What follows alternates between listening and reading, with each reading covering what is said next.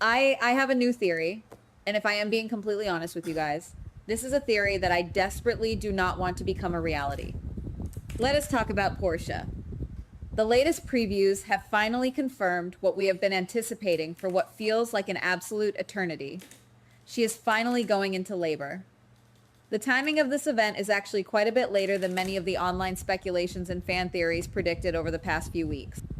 But the timing is not what is setting off massive alarm bells in my head right now. It is the setting itself. The footage shows her completely and utterly isolated in her house. There is no medical staff rushing to her aid. There is no comforting hand for her to hold. We do not see Curtis. We do not see Isaiah.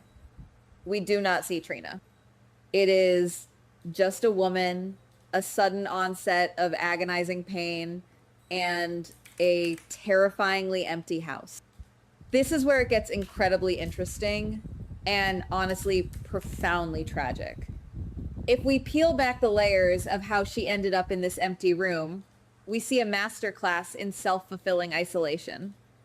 For months, we have watched this family fracture and splinter under the weight of secrets, legal battles, and emotional exhaustion. Portia has been dealing with an immense amount of pressure, and her coping mechanism has been to push people away. She intentionally cut off direct contact with Curtis, demanding that he only get updates from her doctors.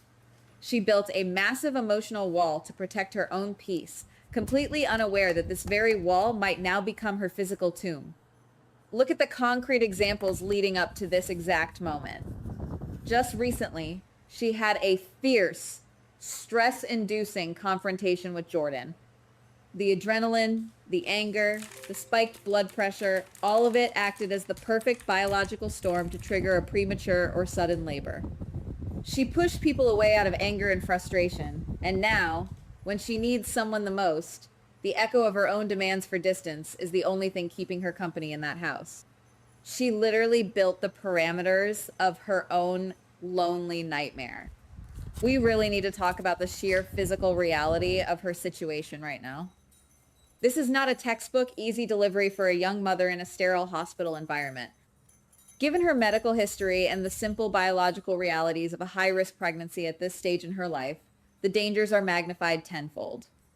Her body has been running on fumes for months, fueled entirely by stress, legal dramas, and relentless family infighting. I am seriously wondering if her physical vessel even has the strength left to endure the massive trauma of a solitary childbirth.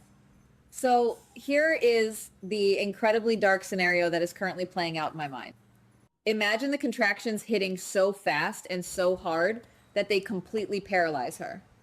What if she tries to deliver this baby on her own, right there on the living room floor, and something goes catastrophically wrong? Hemorrhaging, a sudden drop in blood pressure, a severe complication with the baby's position in the birth canal. What if she simply bleeds out or passes out from the sheer magnitude of the pain before she can even cry out for help? You might be screaming at your screen right now, telling me that she has a phone and she can just call for an ambulance. But guys, think about how these medical emergencies actually play out in real life, and especially in this specific fictional universe. We have seen characters like Britt collapse unexpectedly when their bodies just suddenly give out without warning. If the pain blinds her, if she loses consciousness before her trembling fingers can dial the numbers, that phone is just a useless piece of plastic sitting inches away from a dying woman. A delay of just 3 or 4 minutes can mean the absolute end for both the mother and the unborn child. There is also a deeply psychological layer to this horror that we cannot ignore. Portia is a doctor. She is a highly trained medical professional.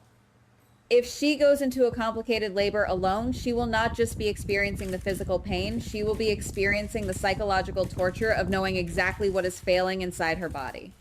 She will recognize the signs of hemorrhaging. She will know exactly what a drop in fetal heart rate means. The sheer terror of possessing all that medical knowledge, yet being completely physically unable to save yourself or your child, is a level of psychological horror that is hard to even fathom. If this nightmare actually unfolds the way I fear it might, The true horror will not just be the medical tragedy itself. It will be the massive psychological fallout that completely destroys everyone left behind. Think about the ripple effect this will have on the canvas. If she dies, or if the baby perishes because no one was there to intervene, the guilt will act like a venom, slowly poisoning every single relationship she leaves behind. It will be a tragedy that defines these characters for years to come. Let us start with Curtis.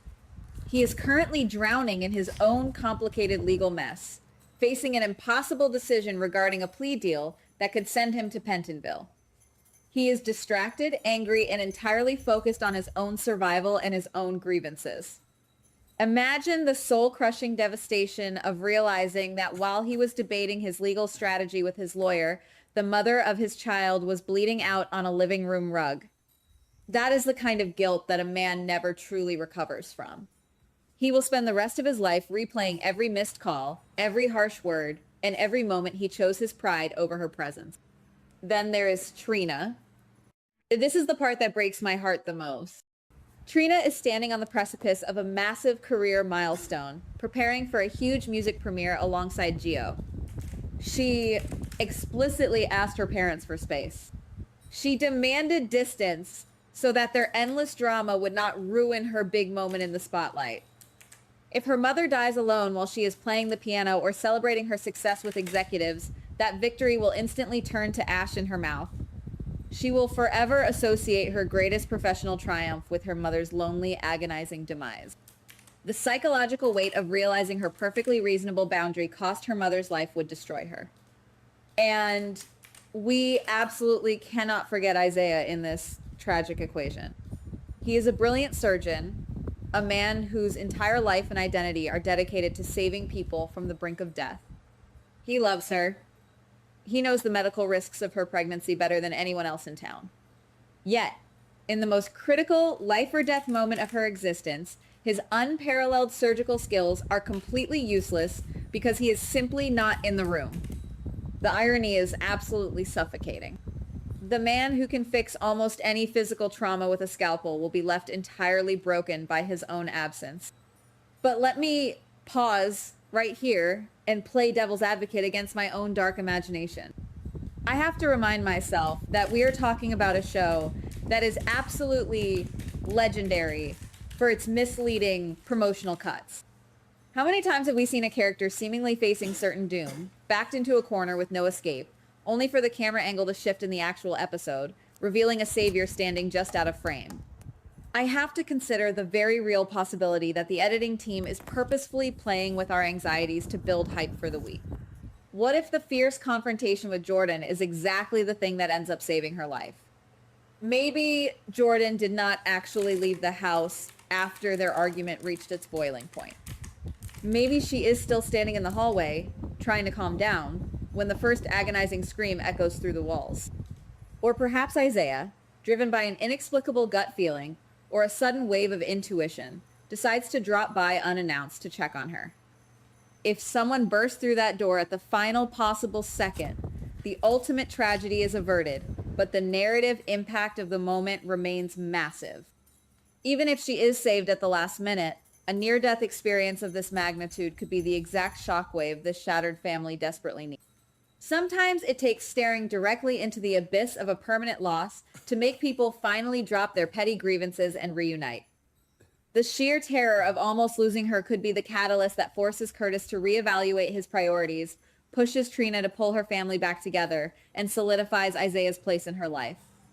Regardless of the outcome, we have to acknowledge how masterfully the writers have woven this intricate web of isolation.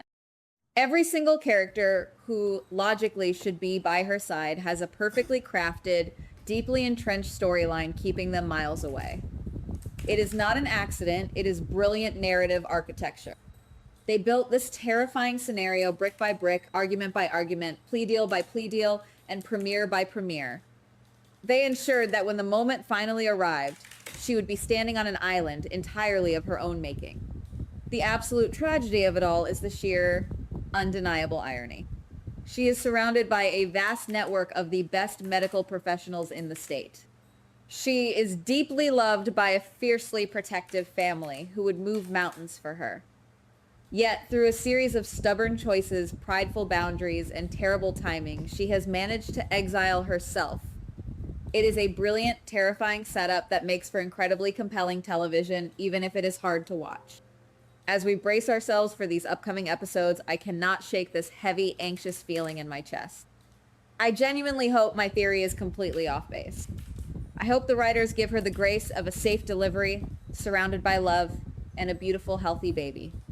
After all the chaos, the exhausting legal battles, the physical toll, and the emotional warfare she has endured, I truly believe she deserves a moment of pure, unadulterated joy.